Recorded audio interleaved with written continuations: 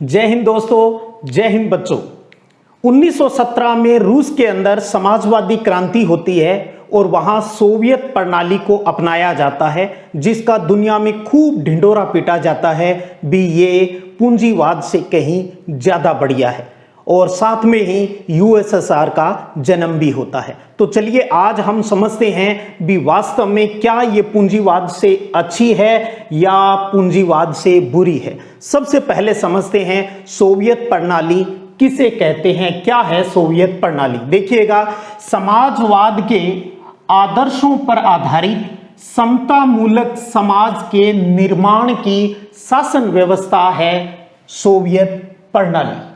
यानी हर किसी व्यक्ति को काम मिलेगा, जो जिसकी जितनी क्षमता होगी उसको काम मिलेगा, सबको बराबर का हक रहेगा, कोई प्राइवेटाइजेशन नहीं होगा, निजीकरण नहीं होगा। इसी परिभाषा को हम विशेषताओं के माध्यम से समझ लेते हैं भी सोवियत प्रणाली की विशेषताएं क्या है, और अक्सर परीक्षा में पूछी भी जाती है। देखिएगा, सोवियत प्रणाली पूंजीवादी व्यवस्था की विरोधी है, ये निजीकरण को नहीं मानते हैं। दूसरी है भी ये सामाजिक समानता पर आधारित है, यानी समाज के सभी लोगों को समानता का अधिकार है, कोई गरीब नहीं, कोई अमीर नहीं, कोई बड़ा नहीं, कोई छोटा नहीं, सबको समानता का अधिकार है। तीसरा आता है, इसके अंदर एक ही राजनीतिक पार्टी, जैसे कम्युनिस्ट पार्टी, कम्युनिस्ट कामरेड, एक कम्युनिस्ट पार्टी का ही इसके अंदर दबदबा है, वो रहता है। चौथा आता है क्या नियोजित यानी प्लानिंग अर्थव्यवस्था है, जिस पर राज्य का नियंत्रण होता है, या राज्य का मतलब देश है, तो नियोजित अर्थव्यवस्था है जिसके ऊपर कंट्री का नियंत्रण है, वो रहता है। और पंचवर्षीय योजनाएं जो हम यहाँ भारत में भी पढ़ते हैं, आपको पता होगा इनका जन्म है वो रूस में ही हुआ था। इसी तरह से और व्यवस्था पढ़े, इसकी विशेषताएं पढ़े तो ये न्यूनतम जीवन स्तर की सुविधा देती है। एक न्यूनतम अच्छा जीवन जीने की जो चीजें चाहिए व्यक्ति को, वो स्टेट उसको उपलब्ध करवाएगा। और अगली विशेषता है कि रोजगार की गारंटी, यानी जहां ये सोवियत प्रणाली जहां पर होगी वहां पर बेरोजगारी नहीं होगी, सबको उनकी कार्य क्षमता के आधार पर रोजगार है वो दिया जाएगा। उसके बाद बात करें कि जायदाद मिल्कियत जो होती है उसका मालिक राज्य होता है, यानी देश की सभी चीजों का मालिक है वो वही देश है, वो राज्य होता है, कोई निजी संपत्ति है वो किसी की नहीं होगी। और उसके बाद उत्पादन के साधनों पर राज्य का नियंत्रण होगा, और जन कल्याण के ऊपर यानी शिक्षा, स्वास्थ्य है, इनके ऊपर विशेष जोर है वो दिया जाएगा। तो इन प्रमुख विशेषताओं के आधार पर हमें यह लगता है भी ये सोवियत सिस्टम बहुत ही बढ़िया है, तभी तो वहां क्रांति हुई और उन्होंने इस व्यवस्था को अपनाया। लेकिन इस व्यवस्था की भी अपनी बहुत सी कमियां हैं, दोष हैं, जिनकी वजह से ही सोवियत संघ का विघटन होता है। इनकी वजह से, इनकी विशेषताओं की वजह से तो जन्म हुआ, लेकिन इन्हीं विशेषताओं के आधार पर या जो कमियां रह जाती है उनके आधार पर ही विघटन होता है। तो चलिए अब बात कर लेते हैं सोवियत प्रणाली की कमियां, उनके दोष क्या है उनके ऊपर। सबसे पहले बात करते हैं कि यहां जो औद्योगिक वस्तुएं बनती है उद्योगों के अंदर, उनकी जो क्वालिटी है वो पश्चिमी देशों से बहुत ही कम होती है। चीजें तो यहाँ पर सुई से लेकर कार तक, यानी हर छोटी बड़ी चीज बनती है, खूब प्रोडक्शन होता है, लाभ भी होता है, लेकिन उन चीजों की जो क्वालिटी है वो बहुत ही कम होती है। दूसरी बात करें नौकरशाही पर, जो गवर्नमेंट वर्कर होते हैं उनका प्रभाव अधिक रहता है, क्योंकि हर चीज आप यहां देख रहे हो किसका कंट्रोल है, स्टेट का कंट्रोल है। स्टेट का मतलब जो नौकरशाही है वो उसके अंदर ज्यादा हावी हो जाती है, तो ये उसकी सबसे बड़ी कमियां हैं। और यहां पर लोकतंत्र नहीं है और बोलने की आजादी नहीं है, आपको बोलना नहीं है, आपको जो मिल रहा है वो आप लेते रहिए, यह भी कमी के रूप में सामने आता है। और अभी हमने यहां बात की, यहां एक ही पार्टी, कम्युनिस्ट पार्टी का दबदबा है, तो एक ही पार्टी का शासन होना ये भी इसकी बहुत बड़ी एक कमी है, क्योंकि लोगों के सामने कोई ऑप्शन नहीं है। उसके बाद जो आपको पता है 15 गणराज्यों से मिलकर सोवियत संघ बना था और उनको आश्वासन दिया गया था भी उनकी संस्कृति, उनकी भाषा और सभ्यता का जो अधिकार है, उनकी स्वायत्तता का जो अधिकार है वो उनका रहेगा, रूस हस्तक्षेप नहीं करेगा। लेकिन यहाँ क्या है, उन गणराज्यों की संस्कृति और सभ्यता के ऊपर रूस का बहुत ज्यादा हस्तक्षेप है, हर मामले में वो अपना हस्तक्षेप है वो करते हैं। उसके अलावा पश्चिमी देशों की तुलना में यहाँ की जो टेक्नोलॉजी है, साइंस और टेक्नोलॉजी है, वो बहुत ही कमजोर रही। क्यों रही? क्योंकि रसिया का ध्यान, यूएसएसआर का ध्यान कहाँ था? उस महाशक्ति की दौड़ में हथियारों की जो होड़ लगी हुई थी, सारा पैसा वही इन्वेस्ट किया जा रहा था, हथियारों के ऊपर ही, बाकी चीजों के ऊपर टेक्नोलॉजी का ध्यान नहीं दिया जा रहा था। यह भी एक कमी के रूप में सामने आया। और लास्ट में बात करें कि जनता की जो राजनीतिक और आर्थिक आकांक्षाओं को ये पूरा नहीं कर पाए। भी जनता क्या चाहती है, क्योंकि जनता को तो बोलने ही नहीं दिया जा रहा था, उनकी इच्छाओं को कोई पूछ ही नहीं रहा था। हम बात साम्यवाद की, हम सोवियत की बात करते हैं और जनता को कोई पूछ ही नहीं रहा है। तो उनकी आकांक्षाओं को जब हम पूरा नहीं कर पा रहे तो वो भी विघटन के एक कारणों के रूप में हमारे सामने आया। तो ये सोवियत प्रणाली की जो कमियां हैं, दोष है, यही वो कारण हैं जिनकी वजह से सोवियत संघ में सुधार की आवश्यकता पड़ी। सुधार करना जरूरी हो गया था, इन कमियों को दूर करना जरूरी हो गया था। जनता तिलमिला रही थी इन चेंज को करने के लिए। चलिए अब बात करते हैं जो एंड ऑफ कोल्ड वार, शीत युद्ध के अंत का जो टाइम है 1985 से 1991 के दौरान का, जब सोवियत संघ का राष्ट्रपति बनता है गोर्बाचेव, तो उसको ये लगा पहली बार भी हमें इन दोषों को दूर करना होगा, वरना सोवियत संघ नहीं बचेगा, ये देश नहीं बचेगा। तो अब आगे बढ़ते हैं गोर्बाचेव और सोवियत संघ को लेकर। मार्च 1985 में कम्युनिस्ट पार्टी के महासचिव बनते हैं गोर्बाचेव, जो कि बाद में यूएसएसआर के अंतिम राष्ट्रपति भी कहलाई। जब गोर्बाचेव पार्टी महासचिव राष्ट्रपति बनते हैं तो इनके ऊपर सोवियत सिस्टम में सुधार का बहुत दबाव था, क्योंकि सोवियत सिस्टम में बहुत सी कमियां आ चुकी थी। जैसे क्या सूचना प्रौद्योगिकी के क्षेत्र में उन्नति करना था, क्या पश्चिमी देशों से संबंध भी सुधारो, सुस्त अर्थव्यवस्था है उसको गति प्रदान करो, और जनता की जो इच्छाएं हैं उनको भी पूरा करो। तो इतनी सब बातों का दबाव है वो गोर्बाचेव के ऊपर आ गया, और ये उदारवादी सुधारवादी नीति का था। इसने ये कोशिश भी की भी चलिए मैं करता हूं पहल और इस सिस्टम में सुधार लाने की कोशिश करता हूं। और इस सुधार में ये दो सिद्धांत इसने अपनाए, एक है पेरेस्ट्रोइका और एक दूसरा है ग्लासनोथ, जो वहां की भाषा के अकॉर्डिंग है। पहले बात करते हैं पेरेस्ट्रोइका की, जिसको हम हिंदी में कहें पुनर्रचना, यानी जो कंस्ट्रक्टिंग वाली बात है वो चीज आ जाती है। इसका मतलब क्या है? ये कह रहा है कि परिवर्तन तो करेंगे, लेकिन परिवर्तन दबाव से नहीं करना है, बल्कि आपसी सहमति से करना है। पेरेस्ट्रोइका का मतलब है, पुनर्रचना का मतलब है चेंज लाएंगे, लेकिन दबाव से नहीं, आपसी सहमति से, बातचीत से बैठकर बात करेंगे और फिर उसके ऊपर सहमति है वो हम लाएंगे। दूसरा है ग्लासनोथ, जिसका मतलब होता है खुलापन। ये कहना चाहता है कि वास्तविकता का ज्ञान देना है लोगों को भी, रियल में हमारी जो व्यवस्था है ये थोड़ी पिछड़ रही है, इसमें इन चीजों का सुधार की जरूरत है। ये बात हमें खुलकर जनता को बतानी होगी, साथियों को बतानी होगी। उसे कहा गया ग्लासनोथ। अब जब गोर्बाचेव आया यूएसएसआर की राजनीति में, तो इसने बहुत कोशिश की सुधार की, और ये इस जो ये रोग, जो बीमारी उसके अंदर यहाँ वहाँ ये आ चुकी थी, उस बीमारी का ये ठीक ठाक से निदान करने की कोशिश भी कर रहा था। सुधारों को लागू करने का प्रयास भी इसका अच्छा था, लेकिन कारण क्या था? अभी एक रात में चेंज नहीं हो सकता था। जैसे ही गोर्बाचेव आया, इसकी सुधारवादी नीति के बारे में लोगों ने जाना, तो इन्हें लगा बस एक रात में सब कुछ चेंज हो जाएगा, जबकि काम तो धीरे धीरे होना था। बस यही मात खा गया गोरबाचेव भी। लोगों की आकांक्षाएं बहुत ज्यादा थी, ये उन आकांक्षाओं पर खरा नहीं उतर पा रहा था। जो साथी, जो इसकी पार्टी के साथी, इसके समर्थक थे, वो भी ये मानते थे भी जल्दी जल्दी चेंज करने के लिए प्रयास करो। और उसकी पार्टी का एक दूसरा गुट ये बन गया कि अगर ये चेंज हो गया तो हमारी जो चौधराहट है वो हमसे छिन जाएगी यार, तब हम क्या करेंगे। तो पार्टी के अंदर भी धड़ाबाजी हो गई।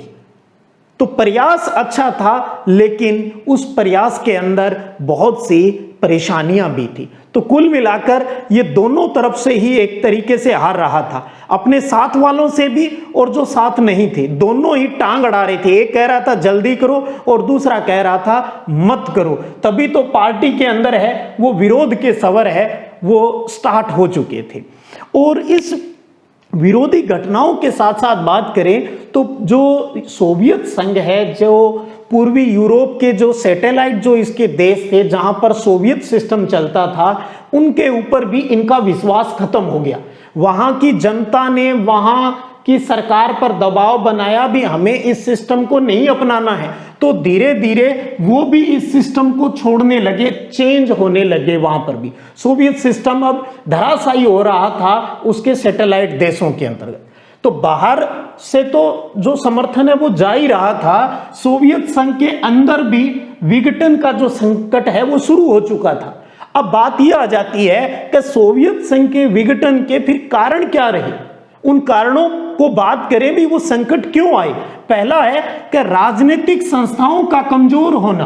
राजनीतिक संस्थाएं, जो कम्युनिस्ट पार्टी है वो बहुत कमजोर हो चुकी थी, जनता का विश्वास है वो खो चुकी थी, जनताओं की इच्छाओं को पूरा नहीं कर पा रही थी। दूसरा आता है कि अर्थव्यवस्था का कमजोर होना। पश्चिमी देशों की तुलना में सोवियत संघ की अर्थव्यवस्था है वो बहुत ही सुस्त गति से या बहुत ही धीमी गति से रुकी हुई अर्थव्यवस्था के साथ चल रही थी। इन राजनीतिक संस्थाओं या इन अर्थव्यवस्थाओं का कमजोर होने का प्रमुख कारण था भी सोवियत संघ सारा खर्चा हथियारों के ऊपर लगा रहा था, जिससे यहां की अर्थव्यवस्था सारा सिस्टम गड़बड़ा गया। दूसरा, ये अपनी कमाई का बहुत सा खर्चा अपने सहयोगी देश जो सैटेलाइट देश थे उनके विकास पर भी खर्च कर रहा था। कह यार कहीं ये साथ छोड़ नहीं दे, कमबख्त वो तो साथ छोड़ गए लेकिन खुद की हालत है वो खराब हो गई। ये होता है कई बार, हम अपने घर को छोड़कर दूसरे के घरों को संभालने लगते हैं, तो जैसा सोवियत संघ के साथ हुआ वैसा ही होता है हर किसी के साथ। और इसी प्रकार जनता का पूंजीवाद के प्रति झुकाव हो गया। जनता अब शाणी हो चुकी थी, उसको समझ आ गया था, शिक्षा उसके अंदर इतनी आ चुकी थी भी वास्तव में पश्चिमी यूरोप की जो व्यवस्था है वो ज्यादा बढ़िया है हमारी साम्यवाद की तुलना में। और प्रशासनिक भ्रष्टाचार भी इसके लिए काफी हद तक उत्तरदायी था। लोग जाते थे, उनके काम नहीं होते थे, नौकरशाही हावी थी, अपनी मर्जी से काम करे न करे, और जनता की इच्छाएं तो पूरी हो ही नहीं पा रही थी। और सबसे मेन जो तात्कालिक कारण रहा वो रहा राष्ट्रवाद की भावना और संप्रभुता की इच्छा। जो सोवियत संघ के जो गणराज्य थे उनको महसूस होने लगा भी अब हमें स्वतंत्र रूप से सोचना चाहिए, हमारे कोई भी जो फैसले होते हैं उनके ऊपर किसी दूसरे का हस्तक्षेप नहीं होना चाहिए, हमें भी संप्रभु होना है अब। तो इस इच्छा की वजह से होता है सोवियत संघ का विघटन। तो ये सोवियत संघ के विघटन के प्रमुख कारण हैं जो बोर्ड परीक्षा की दृष्टि से बहुत बहुत ज्यादा इंपॉर्टेंट रहते हैं, अक्सर बोर्ड परीक्षा में पूछे जाते हैं। और इन कारणों के साथ साथ ही आगे की कहानी शुरू हो जाती है और हम पहुंच जाते हैं फरवरी 1990 में, जब रूस की संसद, जिसका नाम है ड्यूमा, रूस की संसद का नाम ड्यूमा है, उसने चुनाव के अंदर बहुदलीय व्यवस्था को शुरू कर दिया। अब तक क्या था, अब तक सिर्फ एक ही पार्टी की सरकार बनती थी, एक ही पार्टी होती थी, कम्युनिस्ट पार्टी। तो 70-72 सालों से जो कम्युनिस्ट पार्टी का जो दबदबा था वो अब खत्म होने जा रहा था। एक से ज्यादा पार्टी अब चुनाव लड़ सकती थी, चुनावी व्यवस्था बन रही थी। और उसके बाद मार्च 1990 में एक तगड़ा झटका लगता है पहला, और लिथुआनिया जो कि यूएसएसआर का एक गणराज्य था और वो पहला गणराज्य बनता है जो सोवियत संघ को छोड़ता है, लिथुआनिया। ध्यान रखिए, अच्छा प्रश्न है। मार्च 1990 में लिथुआनिया सोवियत संघ को छोड़ने वाला, अपनी आजादी की घोषणा करने वाला पहला देश बनता है। और फिर जून 1990 में रूस भी यूएसएसआर से स्वतंत्रता की घोषणा है वो कर देता है। तो आगे की कड़ी और हम बढ़ाएंगे, तब तक आप स्क्रीनशॉट ले लीजिए। चलिए अब बात करते हैं दिसंबर 1991 की।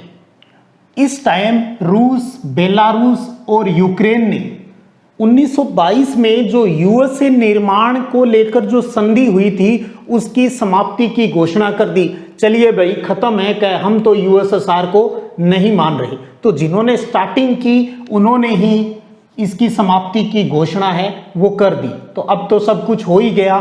तो दिन आ गया 25 दिसंबर 1991, जब यूएसएसआर के राष्ट्रपति गोर्बाचेव ने इस्तीफा दे दिया और इसके साथ ही सोवियत संघ का अंत हो जाता है, विघटन हो जाता है। और वहां पर येल्त्सिन हैं, वो रूस के पहले निर्वाचित राष्ट्रपति बनते हैं रूस के। अब यूएसएसआर की बात नहीं होगी क्योंकि यूएसएसआर सोवियत संघ है वो खत्म हो चुका है। अब बात आती है एक इंपॉर्टेंट प्रश्न की ओर, क्या सोवियत संघ के विघटन के रिजल्ट क्या रहे, परिणाम क्या प्राप्त हुए। सबसे पहला तो यही है भी शीत युद्ध समाप्त हो गया, यानी दूसरी दुनिया का पतन होते ही हथियारों की होड़ है वो समाप्त हो गई। और ये बात भी खत्म हो गई भी सोवियत प्रणाली ज्यादा बढ़िया है या पूंजीवादी अर्थव्यवस्था है वो ज्यादा बढ़िया है। तो ये सारा सिस्टम है वो खत्म हो चुका है। और उसके साथ दूसरा रिजल्ट ये रहा भी द्विध्रुवीयता का अंत हो गया। अब जैसे ही पहले दो ध्रुव थे अमेरिका और सोवियत संघ का विघटन हो गया तो एक बच गया अमेरिका। हालांकि सब सोच रहे थे भी बहुध्रुवीयता आ जाएगी, बहुत से देशों के पास पावर चली जाएगी, लेकिन ऐसा कुछ नहीं हुआ। बहुध्रुवीयता के अंत होते ही अमेरिका है, यूएसए है, वो एक महाशक्ति के रूप में, एक छत्र राज के रूप में दुनिया में प्रकट होता है इस वजह से। और तीसरा कारण जो परिणाम रहा वो है नए देशों का जन्म। सोवियत संघ का जो विघटन होता है ये 15 गणराज्यों से बना था और 15 गणराज्यों में ये टूट जाता है, जिनमें से 3 गणराज्य जिनके बारे में हम बात पहले सेशन में कर चुके हैं, एस्टोनिया, लातविया और लिथुआनिया। ये जो तीनों हैं ये यूरोपीय संघ के सदस्य हो जाते हैं और बाद में नाटो संधि है वो कर लेते हैं। बल्कि बचे हुए 12 जो गणराज्य थे वो स्वतंत्र देशों का राष्ट्रकुल यानी CIS का गठन करते हैं, कॉमनवेल्थ ऑफ इंडिपेंडेंट स्टेट है उसका गठन। तो इस प्रकार से नए देशों का जन्म और आगे उनका नए संघ से जुड़ने की प्रक्रिया है वो हो जाती है। अब यूएसएसआर सोवियत संघ का तो विघटन हो गया, रिजल्ट पर हमने बात कर ली। इसके साथ साथ एक बात रह जाती है भी जो सोवियत संघ की जो पावर थी अब वो किसको मिलेगी, उसके जो अधिकार थे वो किसको मिलेंगे, यानी यूएसएसआर का उत्तराधिकारी किसे बनाया गया, वो था सबसे बड़ा और शक्तिशाली गणराज्य रूस। तो बहुत अच्छा प्रश्न बन सकता है छोटे वालों में भी, यूएसएसआर का उत्तराधिकारी विघटन के बाद किसे बनाया गया, रसिया रूस को बनाया गया। इसे यूएनओ के अंदर सुरक्षा परिषद की सीट है वो इसको मिल गई, इसे परमाणु शक्ति संपन्न देश का दर्जा है वो इसको मिल गया, और साथ में ही यूएसएसआर की जो अंतरराष्ट्रीय जो संधियां हुई थी इनकी जिम्मेदारी भी अब रूस के पास आ गई। तो उत्तराधिकारी रूस बनता है, इसको पावर मिल जाती है, जो यूएसएसआर के पास पावर थी वो अब रसिया को मिल जाती है।